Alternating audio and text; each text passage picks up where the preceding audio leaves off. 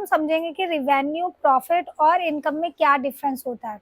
ठीक है, तो सबसे पहले हम स्टार्ट करते हैं रिवेन्यू से। तो आप सभी को पता है कि रिवेन्यू जो होता है वो टोटल सेल्स होता है, टोटल आपकी कितनी टर्नओवर है, कितने प्रोडक्ट्स आपने बनाए और कितने आपने बेच दिए। जितने आपने बेच दिए उसको हम कहते हैं कि आपने उतनी सेल्स की है, उतना आपने रिवेन्यू जनरेट किया है। ठीक है, तो टोटल सेल्स को हम बोल सकते हैं कि आपका जो है वो टोटल रिवेन्यू है। तो यहाँ पे लिखा है कि total money coming in the door from selling your goods or services, it is the total sales and does not consider any expenses. Second आ जाता है first number on financial statement, जो है वो होता है आपका टोटल रिवेन्यू। क्यों? क्योंकि आपको पता है कि आपके पीएनएल स्टेटमेंट में जब आप सेल्स है तो लोगों की नज़र आपकी सेल्स पे भी जाती है, तो सेल्स भी अच्छी होनी चाहिए। ठीक है, if revenue is growing people think, people like what you sell. सीधी सी बात है, अगर आपकी सेल्स काफ़ी ज़्यादा है तो इट मीन्स कि आपके प्रोडक्ट्स को आपके प्रोडक्ट्स को अच्छा माना जा रहा है, आपके प्रोडक्ट्स की वैल्यू है मार्केट में। But it does not necessary means you are getting rich yet. हाँ, क्योंकि रिवेन्यू होना सिर्फ ये नहीं होता कि आप प्रॉफिट भी उतना कमा रहे हो। Revenue is just total sales, कि आपने इतनी सेल्स कर दी, आप उसमें से आप कितने एक्सपेंसेस माइनस कर रहे हो, कितना आपका खर्चा लग रहा है, उसके बाद आती है आपकी रियल इनकम, जो कि अब हम आगे पढ़ने वाले हैं। सेकेंड हमारा हो जाता है प्रॉफिट। प्रॉफिट जो होता है, आपको पता है कि प्रॉफिट जो होता है वो तीन टाइप के प्रॉफिट होते हैं। एक होता है आपका ग्रॉस प्रॉफिट, एक होता है ऑपरेटिंग प्रॉफिट, एक होता है नेट प्रॉफिट।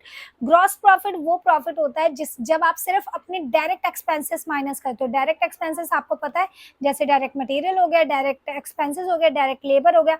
जब सिर्फ डायरेक्ट वाली चीजें आप अपने रिवेन्यू, आप अपनी सेल्स से जब डायरेक्ट वाली चीजें माइनस कर देते हो तो आपके पास ग्रॉस प्रॉफिट आ जाता है।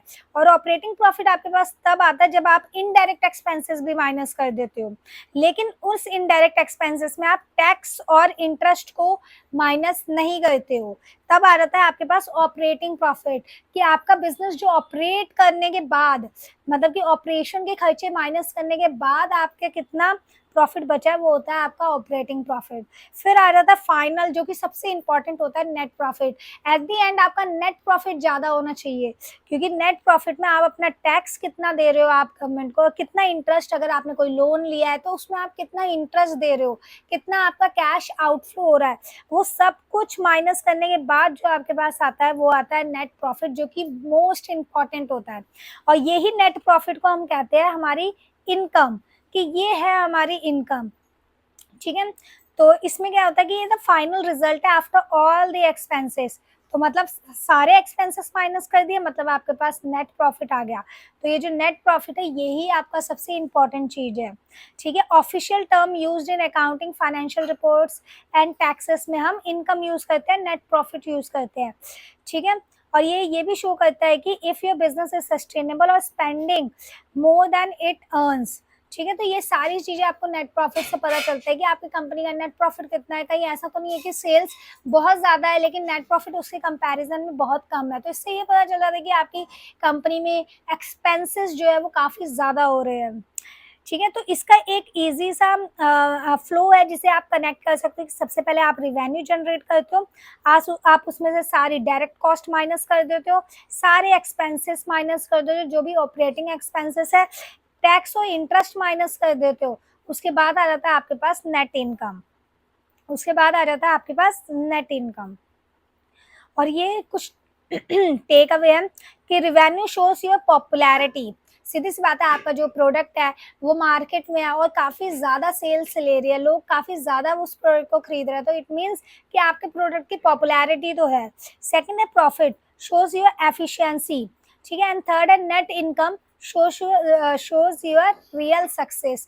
क्योंकि नेट इनकम जो है वो सबसे एंड में आपको पता चलता है, क्योंकि आप सारे एक्सपेंसेस माइनस कर लेते हो और यही आपकी मतलब कि आप मान लो कि यही जो होती है, यही पैसा जो है वो आपके बैंक अकाउंट में आने वाला है या फिर है, जिसको आप यूज कर सकते हो फर्दर। ठीक है, तो आपको क्या चीज याद रखनी है कि हायर रिवेन्यू का मतलब हायर प्रॉफिट नहीं होता। और ये सारी चीजें कि आपका नेट प्रॉफिट कितना, आपका रिवेन्यू कितना, जब आप इसको इनको वो करते हो, तो जब आप इनको एग्जामिन करते हो तो आपको कॉस्ट कंट्रोल कैसे करनी है, कितने एक्सपेंसेस हो रहे हैं वो पता चल जाता है। आपको डेली नेट इनकम को रेगुलरली आपको ट्रैक करना चाहिए। ताकि आपको पता चले ना कि कितने आप इनकम्स कर रहे हो, ठीक है, कितनी आपके एक्सपेंसेस हो रहे हैं, वो आपको पता होना चाहिए। Focus on long time sustainability पे ये फोकस करता है, ठीक है। ये रहा एक बहुत ही इजी सा एग्जांपल है जिसे आप देख सकते हो, ठीक है।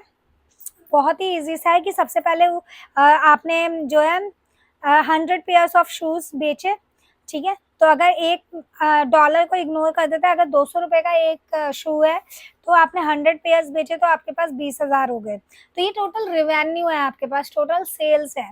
नेक्स्ट आता है आपका ग्रॉस प्रॉफिट। मैंने आपको बताया था ग्रॉस प्रॉफिट में निकालने के लिए आपको सिर्फ डायरेक्ट चीजें, डायरेक्ट उससे रिलेटेड जितना मटेरियल लगा है, तो इस शूज में जितने भी मटेरियल लगा है, इसमें जो भी ये लेसेस का खर्चा है, जो भी है, जो भी डायरेक्टली इस शूज पे लग रहा है, वो सब माइनस करने के बाद आपको आपका जो है वो ग्रॉस प्रॉफिट मिल जाएगा। देखो लिखा भी है आफ्टर डायरेक्ट कॉस्ट।